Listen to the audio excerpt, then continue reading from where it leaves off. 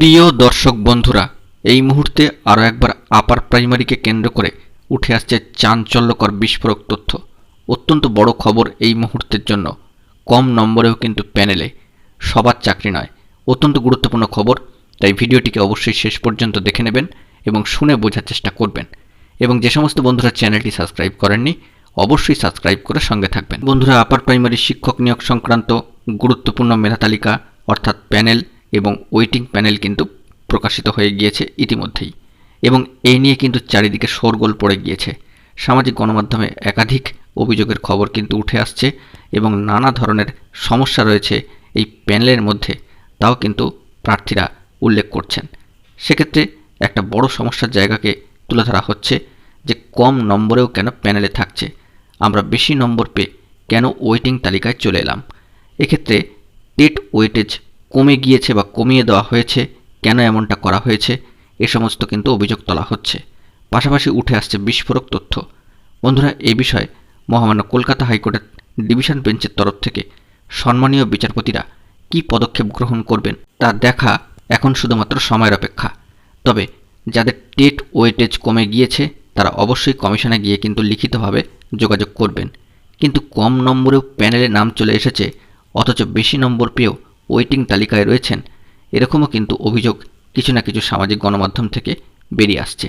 তাদের ক্ষেত্রেও কিন্তু অবশ্যই কমিশনে গিয়ে যোগাযোগ করা উচিত এবং অবশ্যই লিখিত দিয়ে যাবতীয় ডকুমেন্টস সাবমিট করে এ বিষয়ে কিন্তু জানানো উচিত। তবে আপার প্রাইমারির ক্ষেত্রে স্কুল সার্ভিস কমিশন তথা স্কুল সার্ভিস কমিশনের সম্মানীয় চেয়ারম্যানের তরফ থেকেও গুরুত্বপূর্ণ বার্তা উঠে আসছে, সেই দিকে আমরা একবার চোখ রাখবার চেষ্টা করব। যে বিষয়টি জানা যাচ্ছে যে 14,339টি শূন্য পদের জন্য 13,334 জনের মেধা তালিকা প্রকাশ করা হয়েছে। মোট 11টিরও বেশি বিষয়ের জন্য পৃথক পৃথক মেধা তালিকা এবং অপেক্ষমান তালিকা সেই দিন প্রকাশ করেছে স্কুল সার্ভিস কমিশন। তবে প্যানেল প্রকাশ হলেও এখনই নিয়োগ কিন্তু করা যাবে না, এর জন্য প্রয়োজন আদালতের নির্দেশ। এই বিষয়ে কিন্তু স্কুল সার্ভিস কমিশনের চেয়ারম্যান সাহেব জানাচ্ছেন যে নিয়োগ বিষয়টি এখনও মহামান্য আদালতে বিচারাধীন অবস্থায় রয়েছে। একাধিক মামলা চলছে বিষয়টিকে কেন্দ্র করে। গত 16ই অগস্ট মহামান্য আদালত উচ্চ প্রাথমিকের প্যানেল ও অপেক্ষমান তালিকা প্রকাশের জন্য অনুমতি দিয়েছেন। আগামী 30 তারিখে এই মামলার পরবর্তী শুনানিও কিন্তু রয়েছে। তারপর যদি পরবর্তী ক্ষেত্রে পদক্ষেপের অনুমতি দেওয়া হয়, তবে স্কুল সার্ভিস কমিশন তথা আমরা কাউন্সেলিং এবং সুপারিশপত্র দেওয়ার কাজটি শুরু করে দেব। এ বিষয়ে সম্মানীয় এসএসসি চেয়ারম্যান সাহেব জানাচ্ছেন যে প্রতিটি বিষয়ের জন্য একটি করে প্যানেল ও অপেক্ষমান তালিকা প্রকাশ করা হয়েছে। বিজ্ঞপ্তি অনুযায়ী ঘোষিত শূন্যপদ 14,000-এর ওপরে, কিন্তু প্যানেলের নাম এসছে 13,000-এর ওপরে বেশ কিছু প্রার্থীর। তবে এসএসসি চেয়ারম্যান সাহেব এ বিষয়ে জানাচ্ছেন যে এর মানে এমনটাই নয় যে প্যানেলে প্রত্যেকেই নিয়োগ পেয়ে যাবেন। কিছু জন অবশ্যই চাকরি পাবেন না, তবে কিছু কিছু বিষয়ের ক্ষেত্রে সবাই চাকরি পেয়ে যাবেন। অর্থাৎ এ নিয়ে কিন্তু একটা বিস্ফোরক তথ্য উঠে আসলো এই মুহূর্তের জন্য। এ নিয়ে এসএসসি চেয়ারম্যান সাহেব সিদ্ধার্থ মজুমদার মহাশয় বলছেন, একাধিক ক্যাটাগরির প্যানেল থাকে। অনেক ক্ষেত্রে দেখা যায় যে সংশ্লিষ্ট ক্যাটাগরিতে যতগুলি শূন্যপদ রয়েছে তার থেকে বেশি নাম রয়েছে প্যানেলে।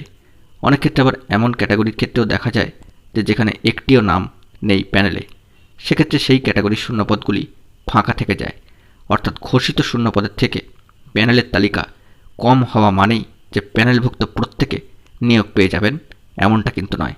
অত্যন্ত বিস্ফোরক ও চাঞ্চল্যকর তথ্য আপডেট উঠে এলো এই মুহূর্তের জন্য। এক কথায় বলতে গেলে এবার আপার প্রাইমারি থেকে একটি মহা ধামাকা হতে চলেছে আগামী শুনানিতে। এ বিষয়ে যদি মহামান্য কোর্টের তরফ থেকে নির্দেশ দেওয়া হয় যে প্যানেল সঠিক রয়েছে, নিয়োগের নির্দেশ দেওয়া হলো এবং কাউন্সেলিং স্কুল সার্ভিস কমিশন শুরু করতে পারবেন। আর যদি সেটা না হয়ে প্যানেলকে নতুন করে রেকটিফিকেশনের অর্ডার দেওয়া হয়, তবে তেমনটাই হবে। অবশ্যই আমাদেরকে মহামান্য কোর্টের দিকে তাকিয়ে থাকতে হবে পরবর্তী আপডেটের জন্য। দেখা যাক বন্ধুরা আগামী দিনে কি তথ্য আপডেট উঠে আসে। অবশ্যই কিন্তু আমার আপনার সবার চোখ থাকবে সেই দিকেই। বন্ধুরা, এখন এই পর্যন্তই। গুরুত্বপূর্ণ আপডেটগুলি পাওয়ার জন্য অবশ্যই এখনই আমাদের চ্যানেলটিকে সাবস্ক্রাইব করে সঙ্গে থাকবেন। ধন্যবাদ।